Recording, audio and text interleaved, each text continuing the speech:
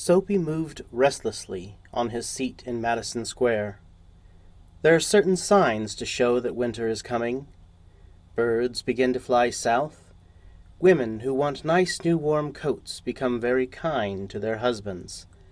And Soapy moves restlessly on his seat in the park. When you see these signs, you know that winter is near. A dead leaf fell at Soapy's feet. That was a special sign for him that winter was coming. It was time for all who lived in Madison Square to prepare. Soapy's mind now realized the fact. The time had come. He had to find some way to take care of himself during the cold winter, and therefore he moved restlessly on his seat. Soapy's hopes for the winter were not very high. He was not thinking of sailing away on a ship. He was not thinking of southern skies or of the Bay of Naples. 3 months in prison on Blackwell's Island was what he wanted. 3 months of food every day and a bed every night. 3 months safe from the cold north wind and safe from the cops. This seemed to Soapy the most desirable thing in the world. For years, Blackwell's Island had been his winter home. Richer New Yorkers made their large plans to go to Florida or to the shore of the Mediterranean Sea each winter. Soapy made his small plans for going to the island. And now the time had come. 3 big newspapers, some under his coat and some over his legs, had not kept him warm during the night in the park. So, Soapy was thinking of the island. There were places in the city where he could go and ask for food and a bed. These would be given to him. He could move from one building to another, and he would be taken care of through the winter. But he liked Blackwell's Island better. Soapy's spirit was proud. If he went to any of these places, there were certain things he had to do. In one way or another, he would have to pay for what they gave him. They would not ask him for money, but they would make him wash his whole body. They would make him answer questions. They would want to know everything about his life. No, prison was better than that. The prison had rules that he would have to follow, but in prison, a gentleman's own life was still his own life. Soapy, having decided to go back to the island, at once began to move toward his desire.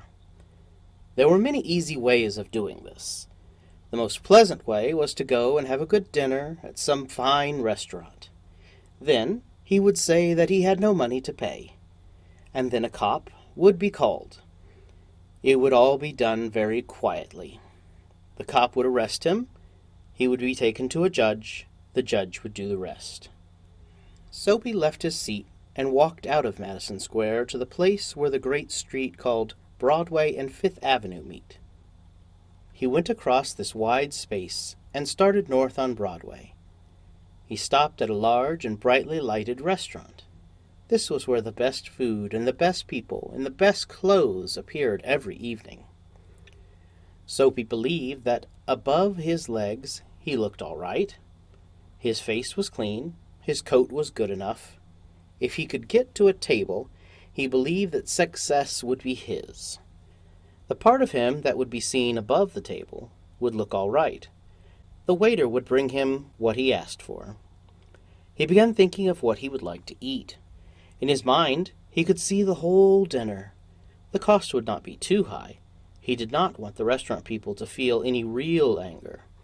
But the dinner would leave him filled and happy for the journey to his winter home. But as Soapy put his foot inside the restaurant door, the head waiter saw his broken old shoes and the torn clothes that covered his legs. Strong and ready hands turned Soapy around and moved him quietly and quickly outside again. Soapy turned off Broadway. It seemed that this easy, this most desirable way to the island was not to be his. He must think of some other way to getting there. At a corner of Sixth Avenue was a shop with a wide glass window, bright with electric lights. Soapy picked up a big stone and threw it through the glass. People came running around the corner. A cop was the first among them. Soapy stood still and he smiled when he saw the cop. "Where's the man that did that?" asked the cop. "Don't you think that I might have done it?" said Soapy. He was friendly and happy. What he wanted was coming toward him. But the cop's mind would not consider Soapy. Men who break windows do not stop there to talk to cops. They run away as fast as they can. The cop saw a man further along the street running. He ran after him. And Soapy, sick at heart, walked slowly away. He had failed 2 times. Across the street was another restaurant. It was not so fine as the one on Broadway. The people who went there were not so rich. Its food was not so good. Into this Soapy took his old shoes and his torn clothes, and no one stopped him. He sat down at a table and was soon eating a big dinner. When he had finished, he said that he and money were strangers. "Get busy and call a cop," said Soapy, "and don't keep a gentleman waiting." "No cop for you," said the waiter, and called another waiter. The 2 waiters threw Soapy upon his left ear on the hard street outside. He stood up slowly, 1 part at a time, and beat the dust from his clothes. Prison seemed only a happy dream. The island seemed very far away. A cop who was standing near laughed and walked away. Soapy traveled almost a half-mile before he tried again. This time, he felt very certain that he would be successful. A nice-looking young woman was standing before a shop window, looking at the objects inside. Very near stood a large cop. Soapy's plan was to speak to the young woman. She seemed to be a very nice young lady, and who would not want a strange man to speak to her. She would ask the cop for help, and then Soapy would be happy to feel the cop's hand on his arm. He would be on his way to the island. He went near her. He could see that the cop was already watching him. The young woman moved away a few steps. Soapy followed. Standing beside her, he said, "Good evening, Bedelia. Don't you want to come and play with me?" The cop was still looking. The young woman had only to move her hand, and Soapy would be on his way to the place where he wanted to go. He was already thinking how warm he would be. The young woman turned to him. Putting out her hand, she took his arm. "Sure, Mike," she said joyfully. "If you'll buy me something to drink. I would have spoken to you sooner." But the cop was watching. With the young woman holding his arm, Soapy walked past the cop. He was filled with sadness. He was still free. Was he going to remain free forever? At the next corner, he pulled his arm away and ran. When he stopped, he was near several theaters. In this part of the city, streets are brighter, and hearts are more joyful than in other parts. Women and men in rich, warm coats move happily in the winter air. A sudden fear caught Soapy. No cop was going to arrest him. Then he came to another cop standing in front of a big theater. He thought of something else to try. He began to shout, as if he had had too much to drink. His voice was loud as he could make it. He danced, he cried out, and the cop turned his back to Soapy and said to a man standing near him, "It's one of them college boys. He won't hurt anything. We had orders to let them shout." Soapy was quiet. Was no cop going to touch him? He began to think of the island as if it were as far away as heaven. He pulled the thin coat around him. The wind was very cold. Then he saw a man in the shop buying a newspaper. The man's umbrella stood beside the door. Soapy stepped inside the shop, took the umbrella, and walked slowly away. The man followed him quickly. "My umbrella!" he said. "Oh, is it?" said Soapy. "Why don't you call a cop? I took it. Your umbrella? Why don't you call a cop?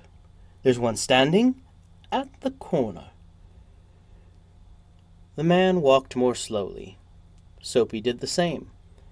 but he had a feeling that he was going to fail again. The cop looked at the two men. Said the umbrella man, "that is, you know how these things happen. If that's your umbrella, I'm very sorry. I found it this morning at a restaurant. If you say it's yours, I hope you'll—" "It's mine!" cried Soapy, with anger in his voice. The umbrella man hurried away. The cop helped a lady across the street. Soapy walked east. He threw the umbrella as far as he could throw it. He talked to himself about cops and what he thought of them. Because he wished to be arrested, they seemed to believe he was like a king who could do no wrong. At last Soapy came to one of the quiet streets on the east side of the city. He turned here and began to walk toward Madison Square. He was going home, although home was only a seat in a park. But on a very quiet corner, Soapy stopped. Here was an old church. Through one colored glass window came a soft light. Sweet music came to Soapy's ears and seemed to hold him there. The moon was above, peaceful and bright, and there were few people passing by.